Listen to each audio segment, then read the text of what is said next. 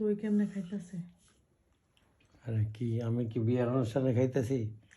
আমি খাইতেছি সেহরি। সেহরি খাইতেছি আমি, যে দইয়ের ফিল নিতেছি। এই যে মাটির কোড়াতে দই পাতা, মাটির কোড়াতে খাইতেছি আমি, ফিল খাবো না? হ্যাঁ, এইটা লাগছে খাইতেছি। ফিল খাও। দই তো মজা, সেই মজা। যেমন কলা পাতা খাইতাম আগেকার দিনে, এখন মাটির খোঁড়াতে সেই ফিলটা হইতেছে। আসলে ঘরে পাতার দইয়ের উপর দই হয় না। সাথে এই যে